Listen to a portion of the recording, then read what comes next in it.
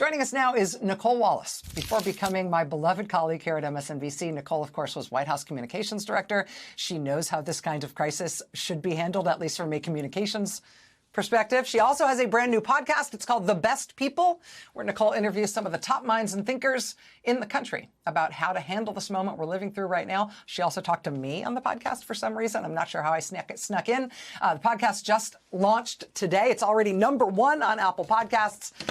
Nicolle, my friend, congratulations. And thanks for being here. I know this is a really busy day for you.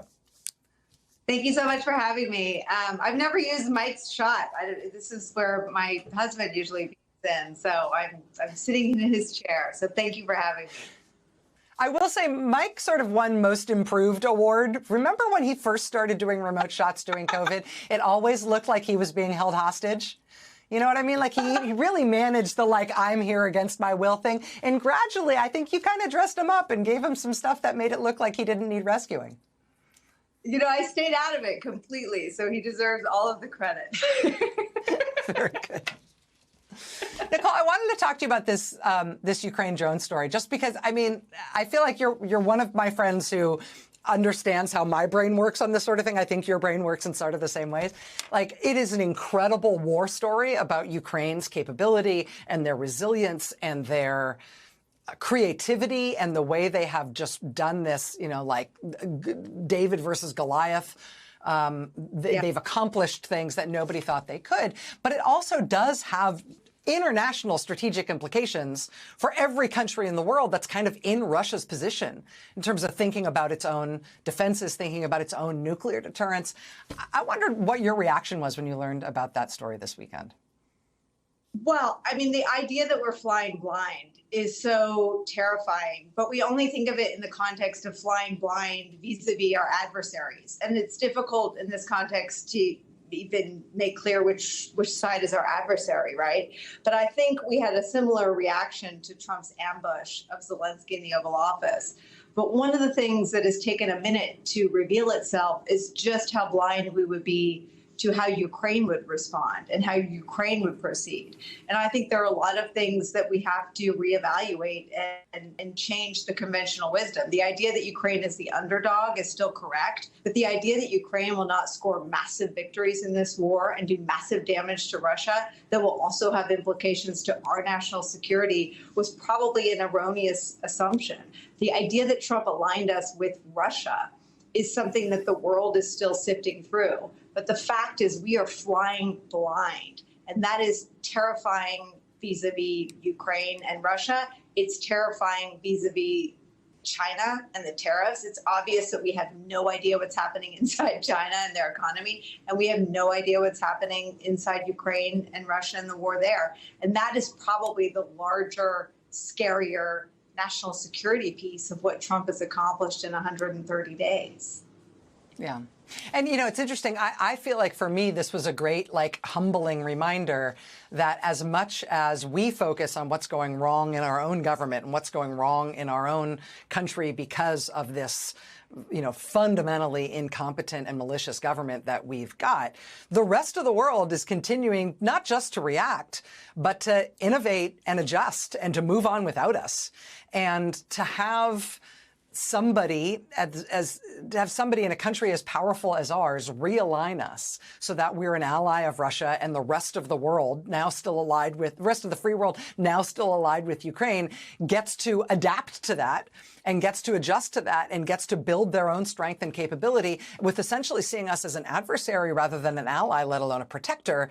I just feel like, God, the world is so unpredictable now with us absenting ourselves from our traditional leadership role. And it makes me want to, I was thinking about this in your show because you're so good at finding the smart people, the best people, the people who have the most expertise to bring to bear in any given subject. Do you feel like the sort of expert universe of American, know-how on national security issues is off the table forever because of the way our government's behaving? Or do you think in future the United States can ever sort of regain any of our trusted position on issues like this? Well, look, I heard from Sue Gordon tonight. I mean, the national security DNA is so wired to protect America, right? I mean, they are so hardwired to do everything in their power and to apply everything they know and all the relationships they have across our alliances in service of protecting this country. And so there's no way that they wouldn't return to those roles and those traditional, functions. But what's so bat bleep crazy is that we even have to ask those questions. And I was watching Your Open, and it rightfully focuses on the technology. I think when we look at, and I watched your A-block with tears streaming down my face, it's more about what will we lose in the near term.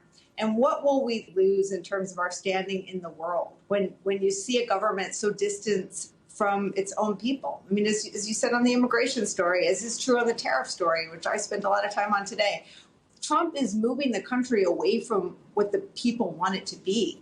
And when you look at what Ukraine did, it didn't just score a massive military victory. It displayed technological competence that is the envy of the world this morning. So it's not just that we're on the wrong side. It's not just that we're flying blind. It's that we may have missed out on an unbelievable technological breakthrough that we, heaven forbid, might need someday. Yes, that's exactly right. Nicole, I just have to ask you, congratulations on being #1 podcast, not just in the country, #1 podcast in the world with your new podcast. Is it fun? Have you been enjoying it? It's tons more work on top of, you're doing 2 hours a day already. Have you been enjoying doing it?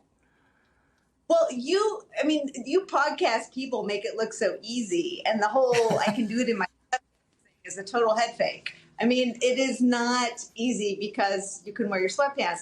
But what I love, and I think you made this so clear and you were so generous with me, but there is a different conversation that you have when you're wearing your headphones and your sweatpants. There is a real intimacy to it, and I loved our conversation. I was so happy that we got to put it up today. And it's really fun. I have a lot to learn. I can't stand listening just to my voice, so I want to go to podcast school now and learn how to get better at it, but it's really fun. I'm sure we can rig something up so that the voice you hear in your ears that is technically what you're saying is somebody else's voice that you like better. I'm sure that can be rigged up. We can work on that for you. Nicolle Wallace, congratulations again on The Best People. Again, Nicole's new podcast is called The Best People. It's #1, not just in the country, but in the whole world right now on Apple Podcasts. It's up right now. It's fantastic. Nicolle, you're amazing. Thank you so much, my friend. Good to see you.